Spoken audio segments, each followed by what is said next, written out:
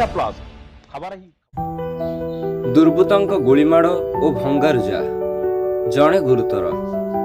कटक जिला चौद्वार थाना स्थित 55 नंबर जातीय राजपथ निकट में मुंडमाल छकरे विलंबित रात्रि रे दुर्बृत्त मानक द्वारा गुलीमाड़ गाड़ी भंगारुजा सह परिवार 2 जन को प्रबल माड़ मारिबा सह एही निर्वाचन महल समय चर्चा जोर धरिछि।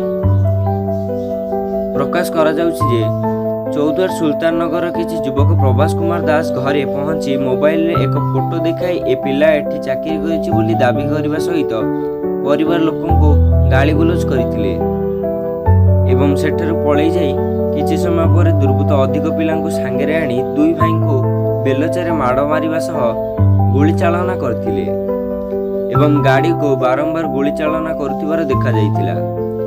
जातीय राजपथ कड़े एभली घटना घटुवा बेले पुलिस पीसीआर भ्यान पहुंची न पारिबा घटना बुद्धिजीवी महल में आलोड़न सृष्टि करिछि। एपरिक रात्रि रे प्रभास थाना रे एतला देइथिले हेले मध्य पुलिस तदंत आरंभ न करिबा तांकर दक्षता को नहीं प्रश्न उठुछि।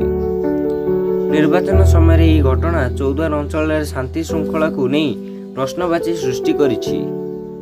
पीड़िता परिवार लोके सुरक्षा पाई दाबी करिथिबार जणा पड़िछि।